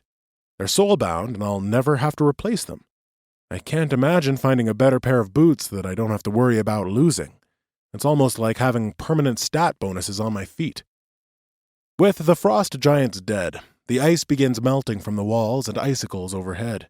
Soon it sounds like rain as water drips down around us. At the end of the hall, 2 large doors block our entrance. "I've got this," says Grayson. He leans down in front of the door and begins picking the lock. "Why do you have a lock-picking skill?" asks Buzz. "I used to spend a lot of time in dungeons. Thought it was a useful skill to have." The lock clicks and the door opens with a groan. I look at my map and realize the blue dot is in the next room. We made it. Hard to believe there were only 2 sets of monsters between us and such a great mount. There has to be more to it than this. Before we cross the threshold into the next room, a notification pops across my screen. "You are about to enter Fenrir's lair. Would you like to bind here, yes or no?" I focus on yes and step forward. I gaze into the room, searching for a trap. The circle-shaped room is lit by several torches. 2 sets of stairs curl upwards around the wall and meet at a door that undoubtedly leads into the castle. In the middle of the room sits a giant black wolf. I focus on his stats. Fenrir, legendary wolf mount. Fenrir is the 3rd child of the trickster god Loki. He was tricked and imprisoned by Tyr, the god of war, after it was prophesied that Fenrir would devour Odin, king of Asgard, and bring upon Ragnarok, the end of times. Fenrir is a loyal and powerful mount, capable of fighting when his owner is close to death. Ability, fight for my master. Fenrir is able to attack and fight alongside his owner for 1 minute. Cooldown 24 hours. Everyone watches me once we enter the room. I can feel the eyes of the wolf boring into me as he lays against the cold stone floor, wrapped in chains. "Go on," says Buzz. "He's yours." I approach the wolf cautiously. His observant eyes follow me with every step I take. I expect him to growl when I reach for the chain that holds him hostage, but instead, he lowers his head to the ground with a sigh. The chain wraps around his legs, body, and snout, making it impossible for him to move or escape. I follow the chain from Fenrir across the floor to where it begins. The chain is pierced by a sword driven deep into the floor. The silver blade shimmers, reflecting my body along its polished edges. Norse runes engrave the pommel, and a large red ruby is encrusted in the hilt. The sword itself must be worth a fortune. I'll need to pull it out in order to free Fenrir. A blue aura surrounds the sword. It could be a magical spell or enchantment designed to keep intruders from removing it. Or it could be the reason Fenrir hasn't escaped. Either way, I came this far, and my only option is to try and free him. As long as it doesn't kill me, I can take whatever happens. I grab the sword by the hilt and feel an energy flow through my body. It feels like I'm being pulled into the sword. I try to release my grip, but my fingers refuse to let go. "Congratulations! You have reached Fenrir, legendary mount. You have 2 options. 1. Pull the sword from the ground and free Fenrir, binding him to you as your mount. 2. Pull the sword from the ground and kill Fenrir, taking the Sword of Tyr as your soul-bound weapon. Item, Sword of Tyr, soul-bound, cannot be traded or discarded. Plus 40 strength, 25% armor penetration, 1% bleed every second for 5 seconds. Stacks up to 5 times. No effing way. The Sword of Tyr is one of the strongest weapons I have ever seen. That, combined with my secret stat, means I could kill almost anything. I could even give Riken a run for his money with a sword like that.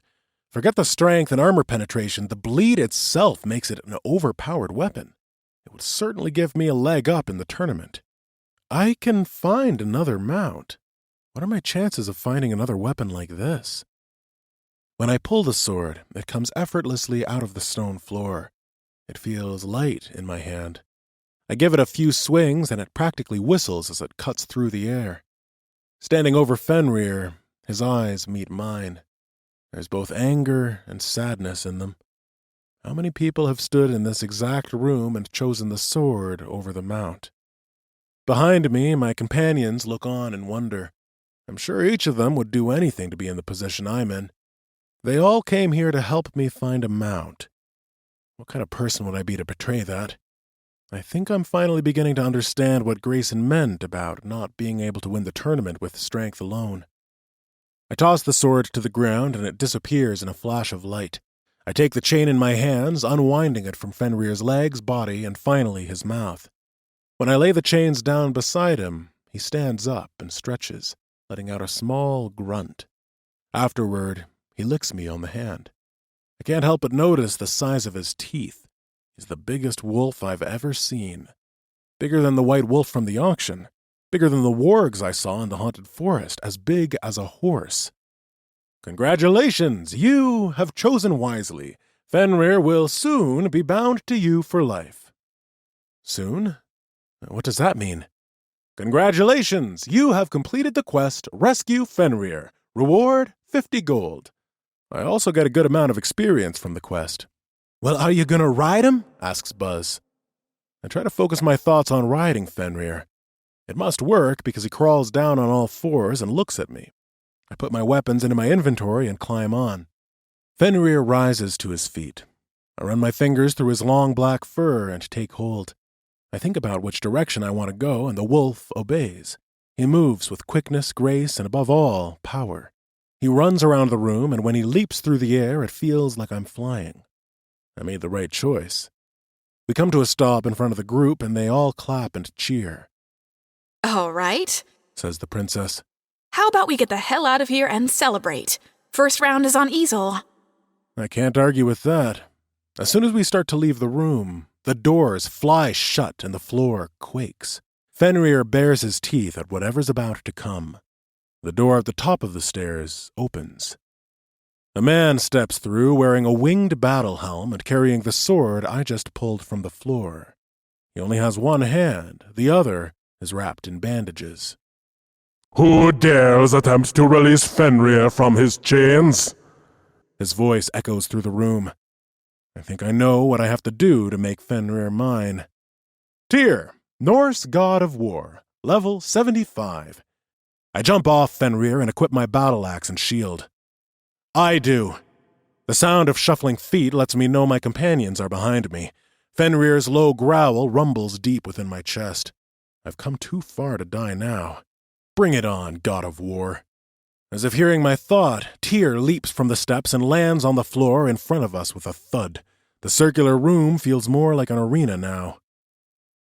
I should have known better than to trust Loki to place sentries outside of the dungeon. The god of mischief has always had an affinity for the frost giants. I gave my hand to bind Fenrir in chains. If you aim to take him, you'll have to get through me. An arrow soars past my head. It goes straight for Tyr's face, but he slashes it away with his sword at the last second. The battle is on. I cast Haunted Earth, but Tyr dodges the snare. Tinker uses an ability that rains down boulders from the sky, but Tyr moves around them with ease. He's far faster than the frost giants. Orden runs at Tyr, his warhammer glowing bright. Their weapons connect with a flash of light, and Orden is knocked on his back. His lip drips blood when he stands up. Is that the best you have to offer? Goads Tyr. I cast mud pits, and the floor around Tyr fills with mud. Next, I use resilience on Grayson, and we move in on Tyr from opposite sides. I swing my axe, and it clashes with Tyr's sword. He deflects my blow, and takes out a fifth of my health just with his block. Grayson connects with a jab to his back, and Tyr loses 5% health. Tyr catches Grayson in the chin with his elbow, sending a spurt of blood streaming down his chest. Grayson's health drops by a third. The princess continually shoots arrows. Some hit, some miss, but they do relatively little damage to the god. Tyr extends his arm and spins his blade in a circle like a mage casting a spell, and wind whips around the room. He spins it with such speed that a wind tunnel forms and blasts across our group, knocking us all off our feet. In a flash, he glides from one of us to another, slashing his sword. My vision goes red at the edges. For the next few seconds, my health trickles down. We all lose 20% health from the attack. "What in Odin's beard was that?" yells Glorden. "It hit all 7 of us in less than a second." Tyr still has 90% of his health. Fenrir paces back and forth. He can only attack once per day, and even then only for a minute. We may need his help later, so I can't risk using him now. Buzz steps up beside me.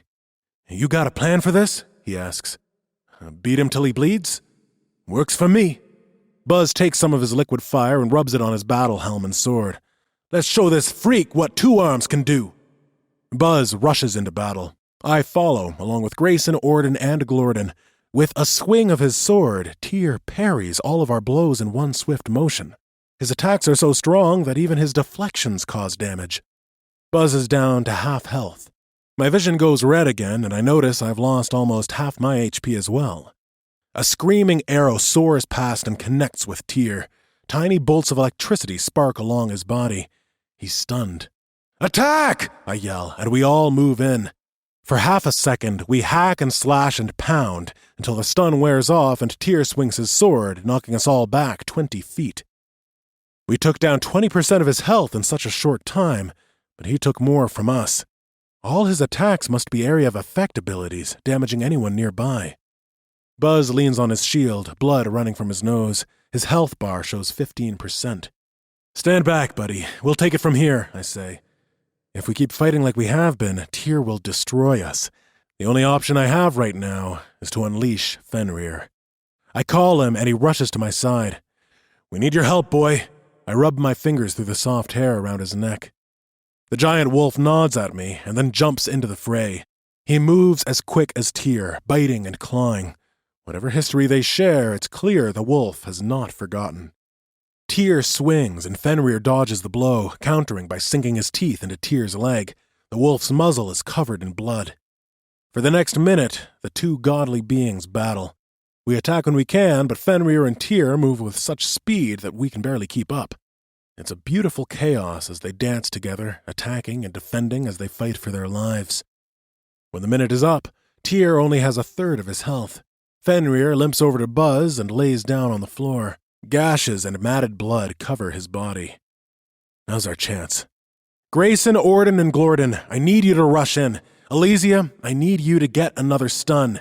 If you can, I have a plan. If not..." The 3 brawlers are off running before I finish the sentence. I cast Resilience on Grayson, and his hands move faster. Tyr barely blocks the punch. Orden and Glorden follow up with attacks. The princess's arrow sails through the air and connects. I switch to Staff of the Ancients and cast Haunted Earth. It catches Tyr in its grasp, and I immediately follow up with Waterfall. At the same time, Tinker drops his boulders from the sky. It rains down water and rock, all the while Grayson and the 2 dwarves attack as fast as they can. Tyr has 10% health after our latest efforts. He comes unstunned and slashes madly at the 3 closest to him. Orden and Glorden fall to the ground and move no more. Grayson must know he's about to die because he tries for another punch. Tyr blocks it with his sword. The deflection is enough to take the last of Grayson's HP. Me, Tinker, and the princess are all that's left, and none of us have much HP. I cast Haunted Earth again, and it misses. Without the melee distractions, Tyr swats away Alicia's arrows like flies. Tinker's abilities have no better luck. "I have an idea." Buzz stumbles up beside me. "We've only got 1 shot at this. Just be ready." Buzz puts his sword in his inventory, and all he carries is his shield. 3 gravestones have sprouted from the ground around Tyr's feet. "You don't have to do this." "Yes, I do." Buzz stumbles toward the god of war. Tyr looks amused as Buzz slowly approaches. 1 hit is all it will take to kill Buzz. Tyr slashes down hard with his sword. "Now!" Buzz yells. The sword connects with Buzz's shield and Tyr freezes in place. Buzz slumps over, his health depleted. I cast Waterfall. Alicia shoots another stunning arrow. Tinker casts his canyon ability. The earth opens and rocks shoot Tyr into the air. Fiery arrows explode across his chest. Haunted Earth snares him when he lands. Waterfall and Tinker's boulder attack smash him into the ground.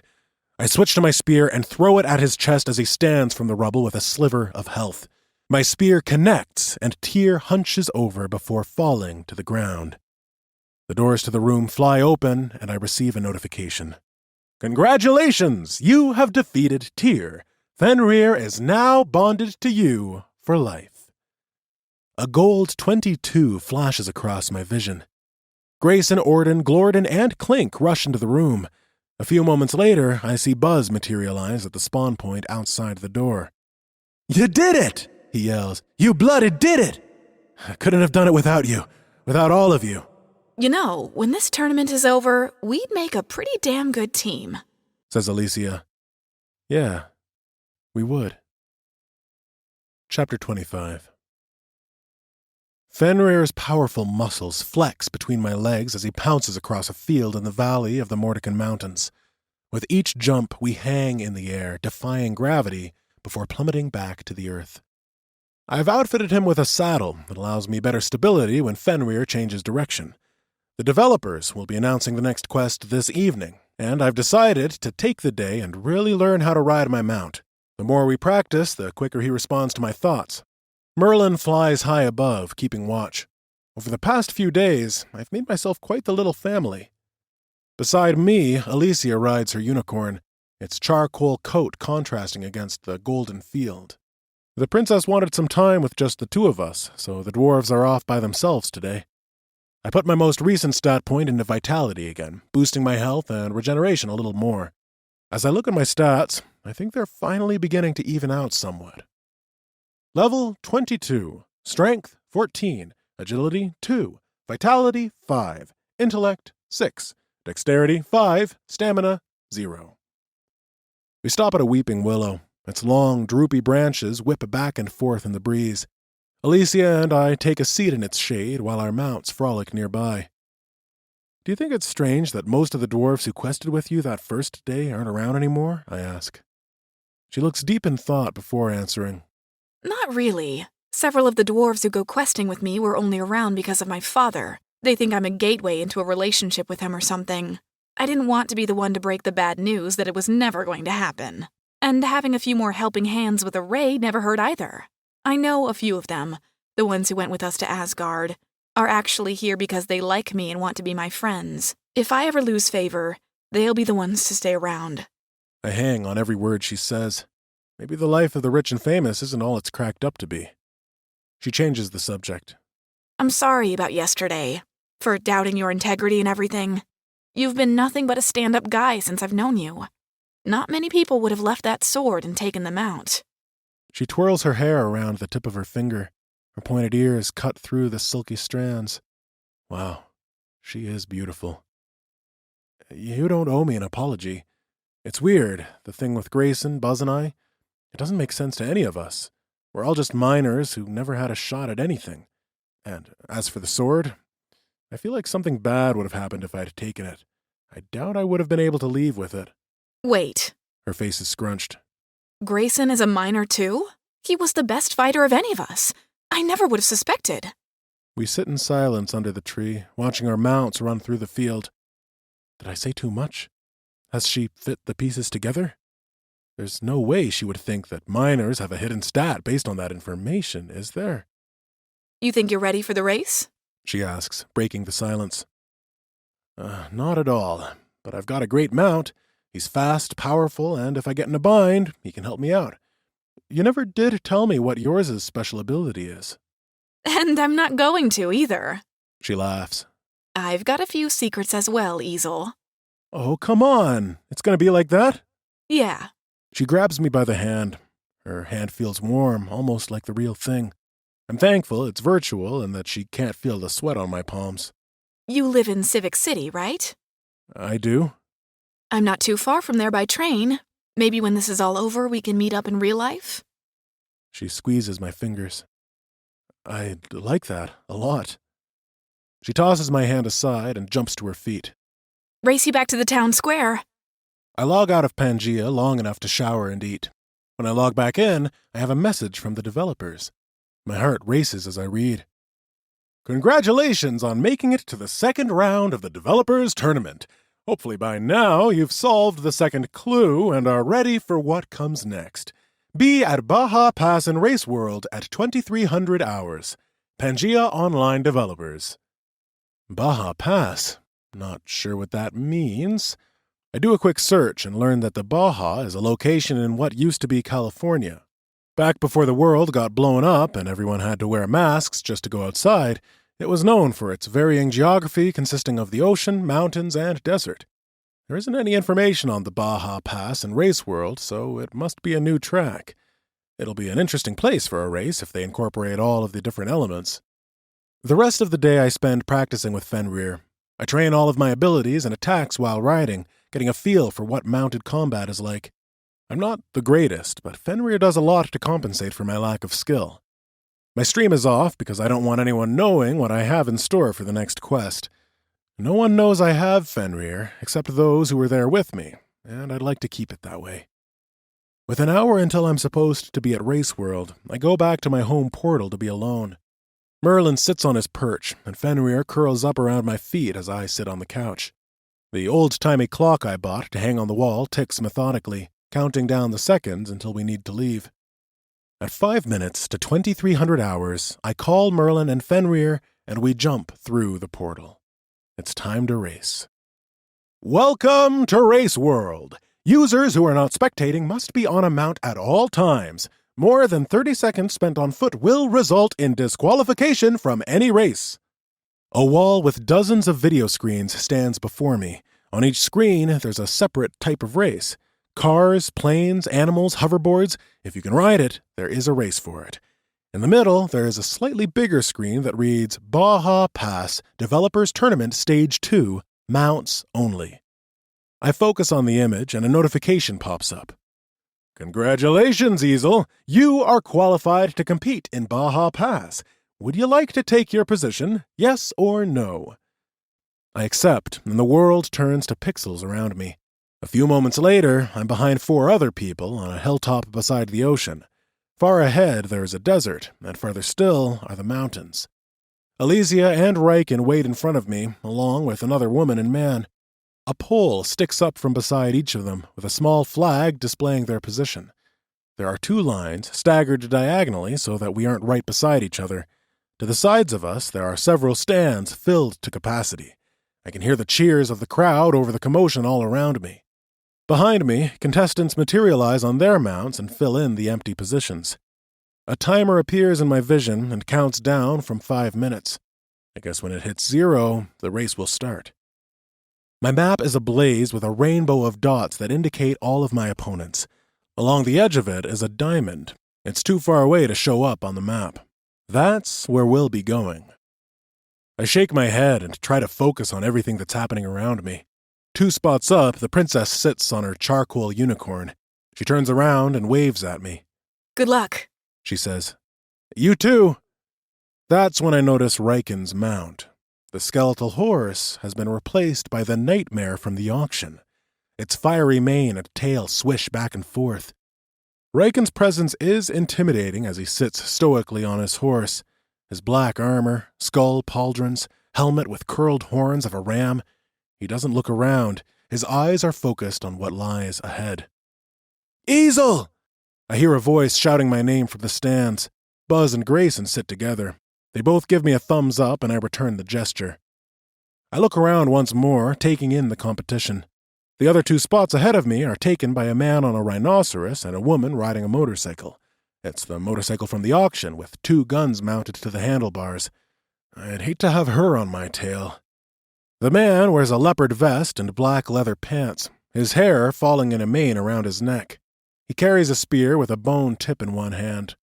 The woman wears a denim jacket. Her dreaded hair falls past her shoulders, and she has a machete strapped to her back. Merlin sits on my shoulder, his head turning like a sprinkler as he watches everything around us. Behind me, there are too many to name. I see a few familiar faces. Orden rides his pony and shoves his warhammer into the air when he sees me. Clink wrangles with her blind basilisk, which she still hasn't tamed. Near the back, I see Jace, our teammate from Steamball, riding a mechanical horse. Steam shoots out of its ears and nostrils as it paws at the ground. Gears turn inside the massive beast's iron legs. The bear from the auction is midway down the line, his armor gleaming in the sun. A tiny gnome sits atop the bear, making the beast look even larger than it already is. The gnome is clad in a dull green robe, and a hawk sits on his shoulder. Does he have the same enhanced hearing and sight I do? I spot a griffin ridden by a woman in a white robe with a golden staff, a dozen or so horses, a lion, a camel, a giant eagle, several motorcycles, and many others. One man rides upon a small elephant. Its trunk bellows loudly from the rear of the pack. I cringe at the spider-riding goblin. If he gets too close, I'll be the first to take him out. When the timer hits 3 minutes, a woman riding a Pegasus appears in front of us all. The white horse's powerful wings keep it hovering in the air. When she speaks, her voice booms over everything. Welcome to Baja Pass. It's a brand new race designed specifically for the developers tournament. I'm Nancy, and I helped design some of it myself. But this race isn't about me. It's about you. You are here because you had the speed and cleverness to beat our first quest before everyone else, many of those sitting in the stands to both sides of you. 99 of you will be competing today. Unfortunately, one of your competitors had an out-of-game injury and is not able to compete. The rules are simple. Finish the race. If you die, you lose. If you fall from your mount for more than 30 seconds, you will be disqualified. Both magic and technology are allowed. You are free to attack your opponents. Make it through and you advance to the next round. All third-party streams have been disabled, and both viewing and recaps of the match, including live footage from every player, will be available on the official Pangea stream. Just as I thought. I need to find a way to get away from everyone as quick as possible.